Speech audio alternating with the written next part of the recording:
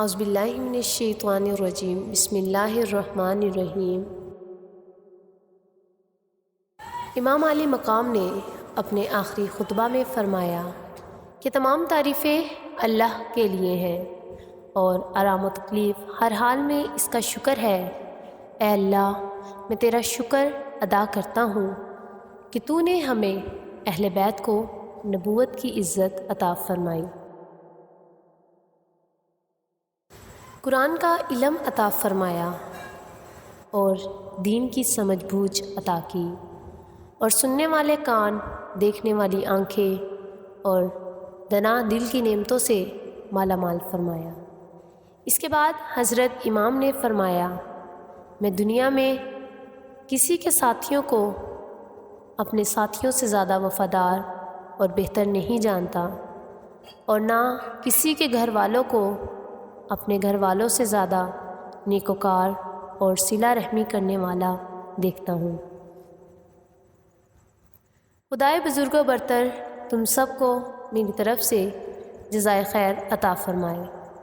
سن لو، میں یقین رکھتا ہوں کہ ان دشمنوں کے ہاتھوں صبح ہماری شہادت ہے، اس لیے میں تم سب کو بخوشی اجازت دیتا ہوں کہ رات کی تاریکی میں جہاں تم لوگوں کا جی چاہے چلے جاؤ، میری طرف سے کوئی ملامت اور روک نہیں ہوگی۔ بلا شبہ یہ لوگ میرے ہی قتل کے طالب ہیں، اور مجھے قتل کر لیں گے تو کسی دوسرے کی طرف متوجہ نہیں ہوں گے۔ اس خطبہ کو سن کر سب سے پہلے حضرت عباس رضی اللہ تعالیٰ عنہ، پھر آپ کے دوسرے بھائیوں، بیٹوں، بھتیجوں اور بھانجوں نے یکجماع ہو کر کہا، کیا ہم صرف اس لیے چلے جائیں کہ آپ کے بعد زندہ رہیں؟ خدا ہمیں وہ دن نہ دکھائے۔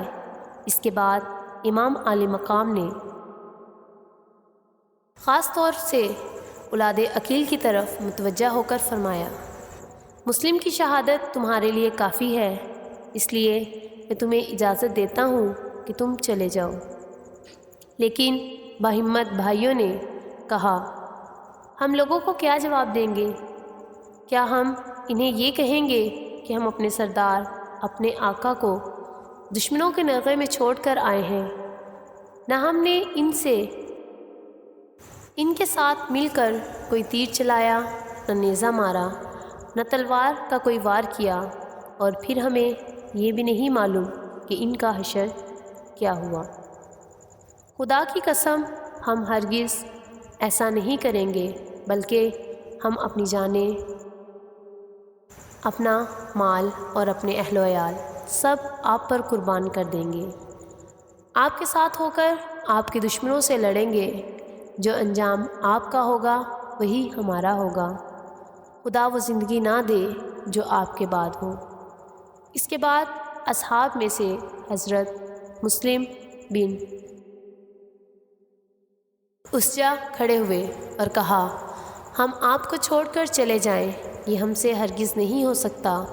خدا کی قسم، میں دشمنوں میں سے نیزہ کے ساتھ جنگ کروں گا، یہاں تک کہ میرا نیزہ ان کے سینوں میں ٹوٹ جائے، اور تلوار چلاؤں گا جب تک اس کا قبضہ میرے ہاتھ میں ٹھہر سکے۔ خدا کی قسم، اگر میرے پاس ہتھیار نہ ہوں گے تو میں پتھر مار مار کر دشمنوں سے لڑوں گا اور آپ پر اپنی جان نثار کر دوں گا۔ اس کے بعد حضرت سعید بن عبداللہ حنفی نے کہا، خدا کی قسم، ہم آپ کا ساتھ نہیں چھوڑیں گے جب تک اللہ تعالیٰ کی بارگاہ میں یہ ثابت نہ کر لیں کہ ہم نے رسول اللہ صلی اللہ علیہ وسلم کے بعد آپ صلی اللہ علیہ وسلم کے نواسے کی کیسی حفاظت کی ہے۔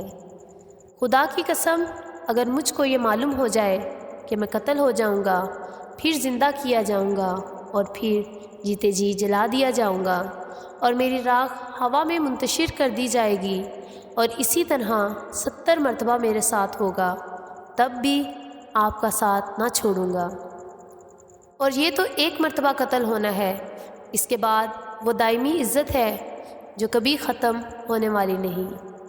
اس کے بعد حضرت زہیر بن کین کھڑے ہوئے اور کہا، میری تو یہ آرزو ہے کہ میں قتل کیا جاؤں، پھر زندہ کیا جاؤں اور پھر قتل کیا جاؤں، ایسے ہی میرے ساتھ 1000 مرتبہ ہو، مگر کسی طرح بھی خدا تعالیٰ آپ کو اور آپ کے اہل بیت کے نوجوانوں کو بچا لے۔